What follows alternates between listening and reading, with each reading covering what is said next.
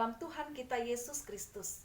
Berjumpa lagi dalam Renungan Super Online yang kali ini dalam rangka memperingati Hari Pentakosta. Tema kita hari ini adalah dampak dari pencurahan Roh Kudus. Terambil dari Kitab Kisah Para Rasul pasal yang pertama, ayat yang ke-8 dan pasal yang kedua, ayat pertama hingga ayat 41. Saya bacakan beberapa ayat. Tetapi kamu akan menerima kuasa kalau Roh Kudus turun ke atas kamu, dan kamu akan menjadi saksiku di Yerusalem dan di seluruh Yudea dan Samaria dan sampai ke ujung bumi. Ketika tiba hari Pentakosta, semua orang percaya berkumpul di satu tempat. Tiba-tiba turunlah dari langit suatu bunyi seperti tiupan angin keras yang memenuhi seluruh rumah di mana mereka duduk. Dan tampaklah kepada mereka lidah-lidah seperti nyala api yang bertebaran dan hinggap pada mereka masing-masing. Maka penuhlah mereka dengan Roh Kudus, lalu mereka mulai berkata-kata dalam bahasa-bahasa lain, seperti yang diberikan oleh Roh itu kepada mereka untuk mengatakannya. Maka bangkitlah Petrus berdiri dengan ke-11 rasul itu, dan dengan suara nyaring ia berkata kepada mereka, "Hai kamu orang Yahudi, dan kamu semua yang tinggal di Yerusalem, ketahuilah dan camkanlah perkataanku ini." Orang-orang yang menerima perkataannya itu memberi diri dibaptis, dan pada hari itu jumlah mereka bertambah kira-kira 3.000 jiwa. Mari kita berdoa.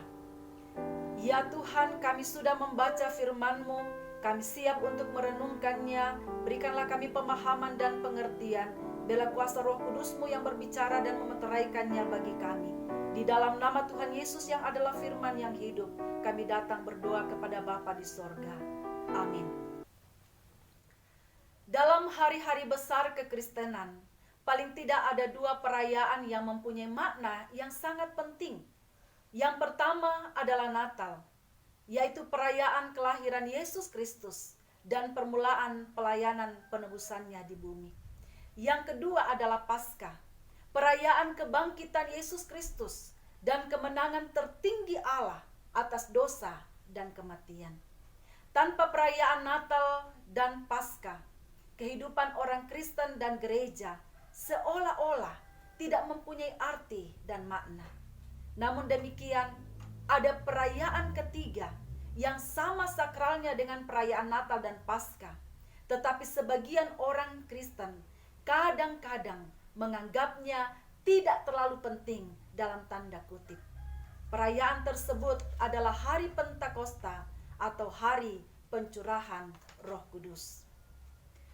Hari raya ini dalam kalender Kristen berakar dalam Kitab Kisah Para Rasul pasal yang kedua, yang mengisahkan dengan jelas peristiwa turunnya Roh Kudus ke atas para rasul yang sedang berkumpul di sebuah ruangan di Yerusalem.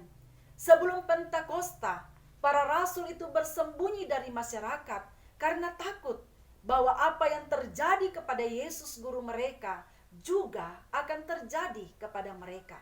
Setelah Pentakosta, para rasul yang ketakutan tersebut tiba-tiba dan secara ajaib diperlengkapi dan diberdayakan untuk melanjutkan pelayanan yang telah Yesus mulai, yakni di kota Yerusalem, di mana Yesus baru-baru dihukum mati.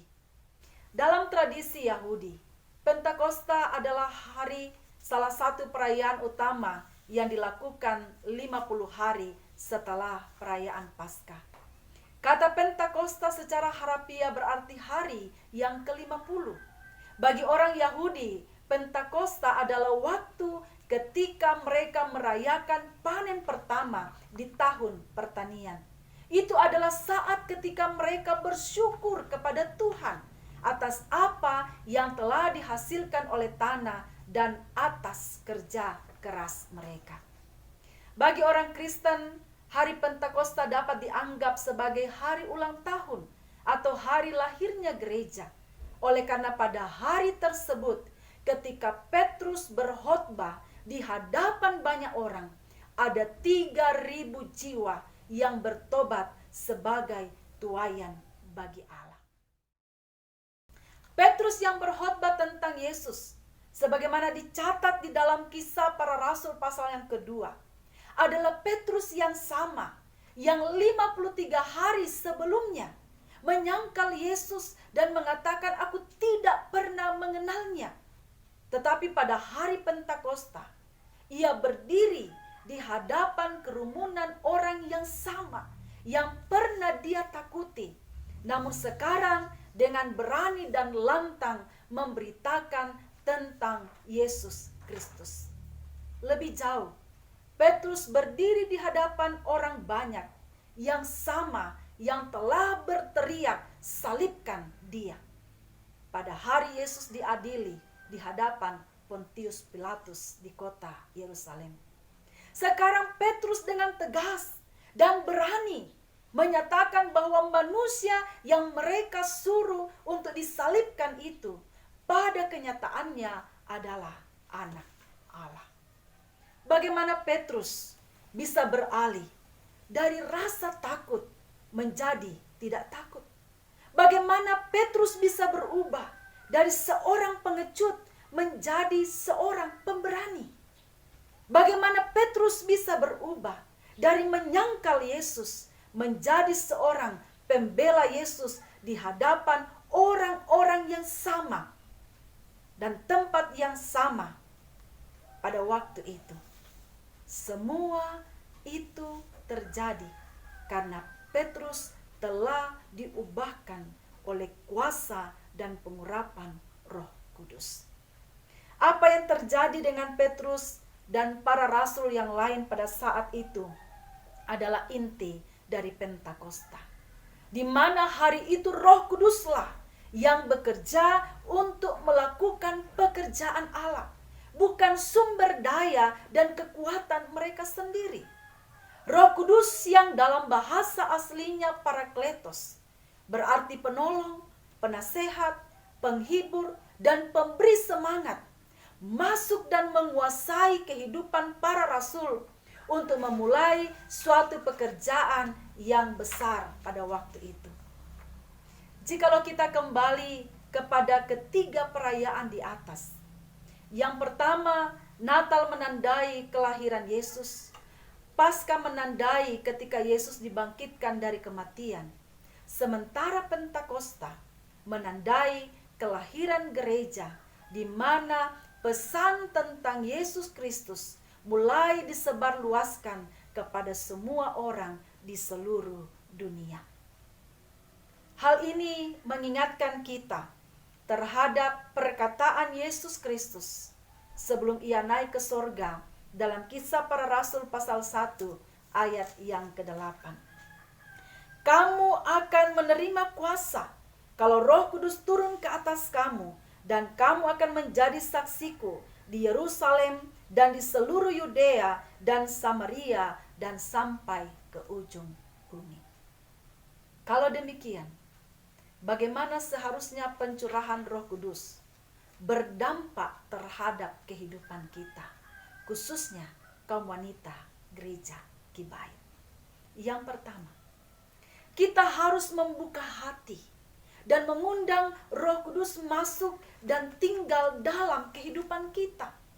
Karena hanya dengan hal ini kita dapat diubahkan dari pribadi yang tidak layak, dari pribadi yang tidak berdaya, menjadi pribadi yang dapat dipakai Allah secara luar biasa, menjadi saksi bagi Kristus. Saudara, apapun potensi atau kemampuan yang kita miliki, tanpa curahan Roh Kudus dalam kehidupan kita, kita tidak mungkin dapat melakukannya dengan benar. Tanpa kuasa Roh Kudus, kita tidak dapat melayani dengan benar. Tanpa kuasa Roh Kudus, kita tidak dapat berdoa dengan benar. Kita tidak dapat memuji Tuhan dengan benar. Bahkan tanpa kuasa Roh Kudus, kita tidak dapat hidup dengan benar. Karena Roh Kuduslah yang mengajarkan kita dan menuntun kita pada kebenaran dan hidup di dalam kebenaran. Yang kedua, melalui peringatan pencurahan Roh Kudus, seharusnya juga berdampak pada komitmen kita untuk memberitakan Injil Yesus Kristus dimanapun dan dalam situasi apapun. Belajar dari para rasul, mereka mau dan rela untuk pergi menjangkau orang-orang yang dekat dan yang jauh, agar Injil Kristus dapat disebarluaskan kepada semua orang. Komitmen dan keberanian ini tidak muncul dengan sendirinya, melainkan hanya bisa terjadi di bawah pengaruh kuasa Roh Kudus. Sebagai anggota PKW Gereja Kibait, saya mengajak kita untuk memiliki semangat yang menyala-nyala di bawah kuasa Roh Kudus, menjadi saksi bagi Kristus. Mulai hari ini, dari dalam keluarga kita, kepada orang-orang di sekitar kita, dan bahkan mungkin sampai ke ujung bumi. Kiranya renungan yang singkat ini dapat memberikan kita motivasi dan menyadari betapa pentingnya kehadiran dan kuasa Roh Kudus di dalam kehidupan kita untuk memperlengkapi dan memberitakan kuasa bagi pelayanan kita. Amin. Mari kita berdoa. Terima kasih untuk firman-Mu ya Tuhan. Kami telah mendengarkannya. Biarlah kuasa Roh Kudus memeteraikan dalam hati kami dan memampukan kami untuk menjadi pelaku-pelaku firman-Mu. Di dalam nama Tuhan Yesus kami berdoa dan mengucap syukur. Amin.